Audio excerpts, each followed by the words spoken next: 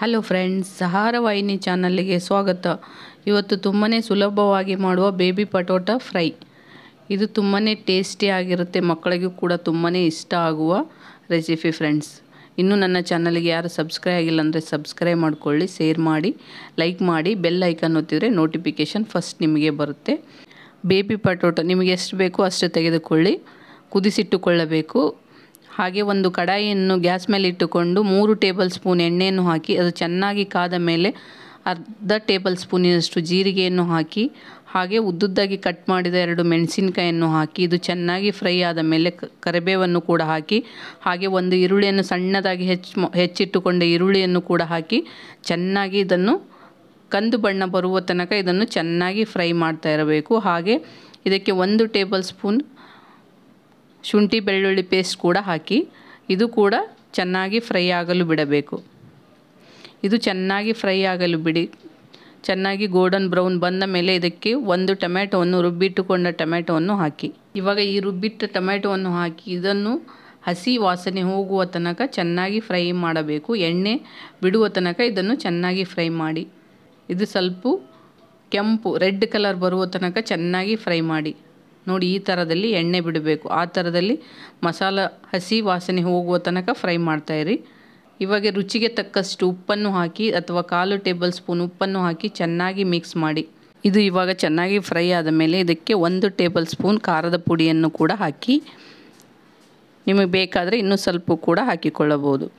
ಹಾಗೆ 1/4 table spoon ಅರಿಶಿಣ ಪುಡಿಯನ್ನು ಹಾಕಿ, ಅರ್ಧ ಟೇಬಲ್ ಸ್ಪೂನಿನಷ್ಟು ಧನಿಯಾ ಪುಡಿ ಹಾಗೂ 1/4 ಟೇಬಲ್ ಸ್ಪೂನಿನಷ್ಟು ಗರಂ ಮಸಾಲ ಪುಡಿಯನ್ನು ಹಾಕಿ ಇದನ್ನು ಚೆನ್ನಾಗಿ ಮಿಕ್ಸ್ ಮಾಡಿ. ಮಸಾಲ ಚೆನ್ನಾಗಿ ಮಿಕ್ಸ್ ಆಗುವವರೆಗೆ ಇದನ್ನು ಮಿಕ್ಸ್ ಮಾಡ್ತಾ ಇರಿ.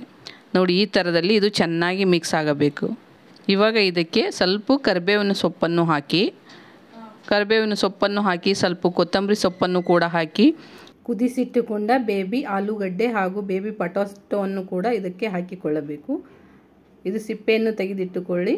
ಇದು ಸಿಪ್ಪೆಯನ್ನು ತೆಗೆದು ಈ ಮಸಾಲೆಗೆ ಈ ಪಟೋಟವನ್ನು ಆಲೂಗಡ್ಡೆಯನ್ನು ಹಾಕಿ ಇದನ್ನು ಹಾಕಿಕೊಂಡು ಚೆನ್ನಾಗಿ ಮಿಕ್ಸ್ ಮಾಡಿಕೊಳ್ಳಬೇಕು.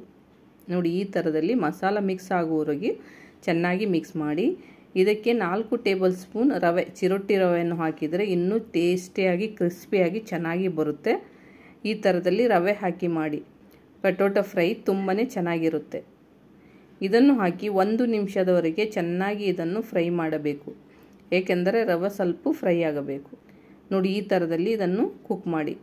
ಈ ಆಲೂಗಡ್ಡೆಯನ್ನು ರವೆ ಹಾಕಿ ಫ್ರೈ ಮಾಡಿದರೆ ತುಂಬಾ ಟೇಸ್ಟಿ ಕೂಡ ಆಗಿರುತ್ತೆ. ಇದನ್ನು 1 ರಿಂದ 2 ನಿಮಿಷ ಚೆನ್ನಾಗಿ ಬೇಯಿಸಿ ಸಣ್ಣ ಉರಿಯಲ್ಲಿ ಬೇಯಿಸಿ.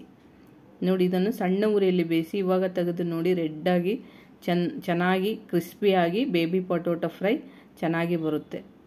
ಇದನ್ನು ಸ್ವಲ್ಪ ಚೆನ್ನಾಗಿ ಮಿಕ್ಸ್ ಮಾಡ್ತಾ ಇರಿ. ನೋಡಿ, ಈ ಥರದಲ್ಲಿ ಚೆನ್ನಾಗಿ ಮಿಕ್ಸ್ ಮಾಡಿ ಚೆನ್ನಾಗಿ ಅದಕ್ಕೆ ಅಂಟಿಕೊಳ್ಳಬೇಕು ಮಸಾಲ ಎಲ್ಲ. ಇದಕ್ಕೆ ಕೊತ್ತಂಬರಿ ಸೊಪ್ಪನ್ನು ಹಾಕಿ, ಸಣ್ಣದಾಗಿ ಕಟ್ ಮಾಡಿದ ಕೊತ್ತಂಬರಿ ಸೊಪ್ಪನ್ನು ಹಾಕಿ ಚೆನ್ನಾಗಿ ಮಿಕ್ಸ್ ಮಾಡ್ತಾಯಿರಿ. ನೋಡಿ, ಇವಾಗ ಬೇಬಿ ಪಟೋಟ, ಬೇಬಿ ಆಲೂಗಡ್ಡೆ ಫ್ರೈ ರೆಡಿಯಾಗಿದೆ. ಇದು ನೋಡಿ, ಈ ಥರದಲ್ಲಿ ಸರ್ವ್ ಮಾಡಿ. ಚಪಾತಿಗೂ ಬರುತ್ತೆ ಹಾಗೂ ರೊಟ್ಟಿಗೂ ಕೂಡ ಬರುತ್ತೆ. ಹಾಗೆ ಕೂಡ ತಿನ್ಬೋದು, ಚೆನ್ನಾಗಿರುತ್ತೆ. ಈವ್ನಿಂಗ್ ಸ್ನ್ಯಾಕ್ಸ್ಗಾಗಿ ಕೂಡ ತಿನ್ಬೋದು, ಚೆನ್ನಾಗಿರುತ್ತೆ. ಈ ಥರದಲ್ಲಿ ಆಲೂಗಡ್ಡೆ ಫ್ರೈಯನ್ನು ಮಾಡಿಟ್ಟುಕೊಂಡು ನೀವು ಪಿಕ್ನಿಕ್ ಅಥವಾ ಟೂರಿಗೆ ಎಲ್ಲಾದರೂ ಹೋಗಬೇಕಾದ್ರೂ ತೆಗೆದುಕೊಂಡು ಹೋದರೆ ಕೆಟ್ಟು ಹೋಗೋದಿಲ್ಲ. ಇದು ತುಂಬಾ ಚೆನ್ನಾಗಿರುತ್ತೆ baby potato fry. Thank you to all friends.